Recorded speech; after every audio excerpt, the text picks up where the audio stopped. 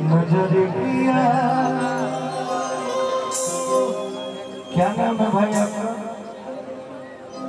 आप भूल गए, आपके मूवी में काम किए हैं। तो नाम बताइए, भाई लोग को बताइए।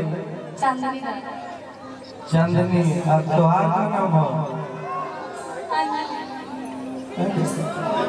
अंजलि खंचकाली का जाओ कि जब निकले घर से बाहर किया चाहे सौ लड़ावन नजर किया कि सब छुअल चाहे तोहरो गुणगान रहे। सचो सचो हो सब छुअल चाहे तोहरो गुणगान रहे। गुणगान रे आगे गुणगान रहे कि गोरी तोर चुनरी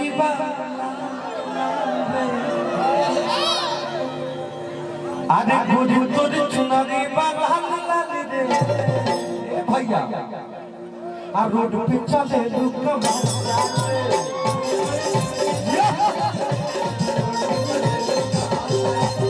गोरी तोर चुनरी लाल रे रोड पे चले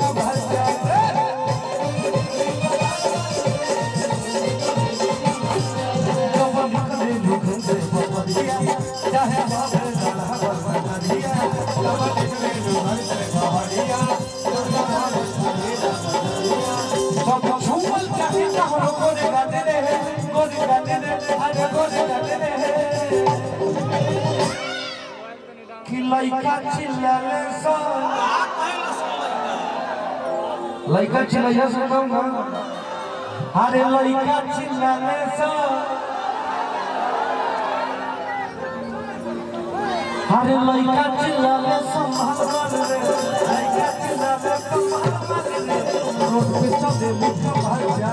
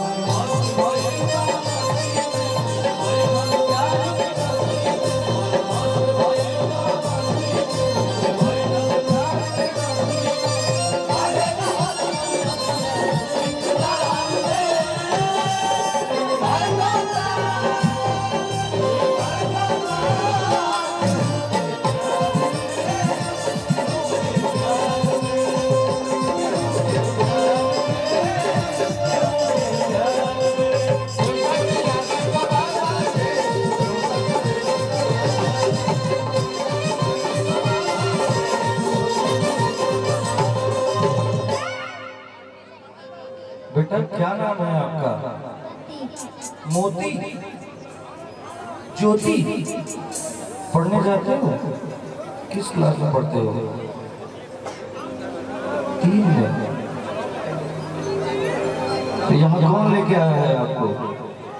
पापा कहाँ है आपके? इधर आइए।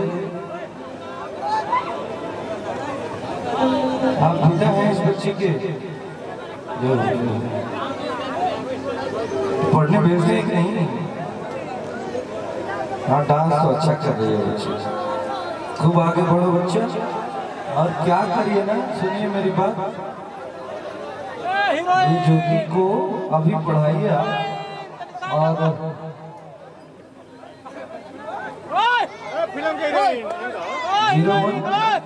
जया ज्योति खूब आगे बढ़ो।